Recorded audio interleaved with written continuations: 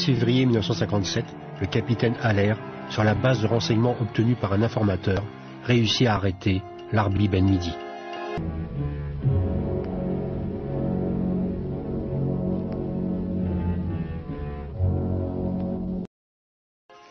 Si je reviens à l'impression qu'il m'a faite à l'époque où je l'ai capturé et toutes les nuits où nous avons parlé ensemble, j'aurais aimé avoir un patron comme ça de mon côté.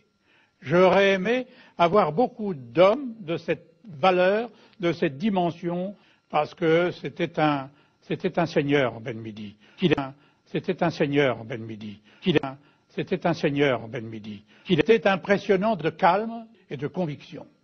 Lorsque je discutais avec lui et je lui disais « Vous êtes le chef de la rébellion, vous voilà maintenant entre nos mains, la bataille d'Alger est perdue, et j'extrapolais un peu, la guerre d'Algérie, vous l'avez perdue maintenant. » Je lui dis « Ne croyez pas ça. » Et il me rappelait les chants de la résistance, le chant des partisans, un autre prendra ma place. Voilà ce qu'il m'a dit. Le colonel Bijard est venu le voir, il a parlé avec lui, il a aussi été très impressionné par Midi. Vous savez, c'est un homme qui était calme, serein. Je ne peux même pas dire qu'il était inquiet. Il avait déjà compris que la page était tournée pour lui. Parce que faire de Ben Midi? Que faire de Ben Midi?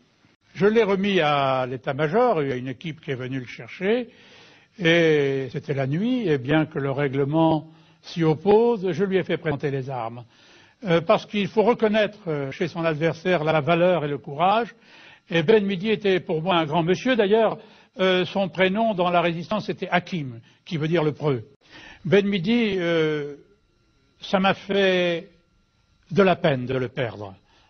Parce que je savais qu'on ne le reverrait plus. Je subodorais. Après, il a disparu, il est parti.